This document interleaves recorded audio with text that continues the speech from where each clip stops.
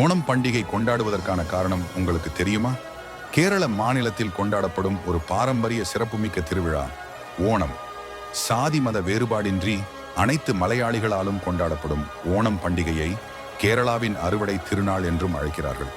கொல்லவர்ஷம் எனும் மலையாள ஆண்டின் சிங்கம் மாதத்தில் ஹஸ்தம் நட்சத்திரத்தில் தொடங்கி திருவோணம் நட்சத்திரம் வரை 10 நாட்களாக இப்பண்டிகை கொண்டாடப்படுகிறது. ஆவணி மாதம் திருவோண நட்சத்திரத்தில் கொண்டாடப்படுவது ஓணம். சங்ககால ஏடுகளில் விஷ்ணுவின் பிறந்த நாளாகவும் வாமனன் அவதரித்த நாளும் அன்றுதான் எனவும் குறிப்புகள் கூறுகின்றன. புராணங்களின்படி மகாபலி என்னும் மன்னன் கேரள நாட்டை சிறப்பாக ஆண்டு வந்தான். அவன் பெற்ற தவ வலிமையால் மூவுலகையும் ஆளும் மன்னனாக திகழ்ந்தான்.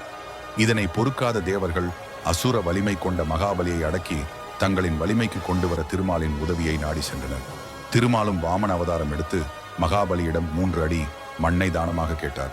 திருமாலின் சூட்சமத்தை அறிந்த அசுர குருவான சுக்கராச்சாரியார் அறிவுரையை கேளாத மகாபலியும் 3 அடி மண் கொடுக்க சம்மதித்தார்.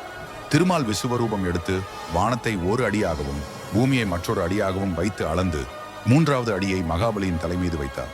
வாமனமூர்த்தியால் மகாபலி சக்கரவர்த்தி பாதாளத்துள் வீழ்த்தப்பட்ட போது தான் ஆட்சி செலுத்திய நாட்டை ஆண்டுக்கு ஒரு முறை வந்து கண்ணுற்று மகிழ திருமாலிடம் வரம் வேண்டினார். பிறகு திருமாலும் மகாபலியை ஆட்கொண்டு வரம் நல்கினார். இவ்வாறு மகாபலி சக்கரவர்த்தியின் நினைவு நாளாகவும் மகாபலி மன்னன் இந்த திருவோண நன்னாளில் தான் ஆண்ட நாட்டிற்கு வருவதாகவும் அவனை வரவேற்கும் முகமாகவும் இவ்வோணம் பண்டிகை கொண்டாடப் பெறுவதாக கூறப்படுகிறது. ஓணம் பண்டிகையை முன்னிட்டு சிறப்பு உணவுகள் தயார் செய்யப்படும். 6 சுவைகளில் கசப்பு தவிர மற்ற சுவைகளில் 64 வகையான ஓண சாத்தியா என்ற உணவு தயார் செய்யப்பட்டு கடவுளுக்கு படைக்கப்படும்.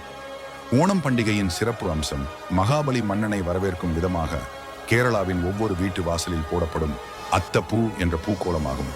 முதல் நாள் ஒரே வகையான பூக்கள், 2ஆம் நாள் 2, 3ஆம் நாள் 3 என தொடர்ந்து 10ஆம் நாள் 10 வகையான பூக்களால் அழகு செய்வர். திருவிழா 10 நாட்கள் நீடிக்கும். முதல் நாள் அத்தம் என்றும் மற்றவை சித்திரை, சோதி, விசாகம், அனிசம், திருக்கேடா, மூலம், பூராடம், உத்திராடம் மற்றும் திருவோணம் என்றும் வரிசையாக கொண்டாடப்படுகிறது. இந்த ஓணம் பண்டிகையில் சமத்துவத்தையும் மகிழ்ச்சியையும் நம்மிடையே கொண்டு வர இறைவனை பிரார்த்திப்போம். அனைவருக்கும் இனிய ஓணம் திருநாள் நல்வாழ்த்துக்கள்.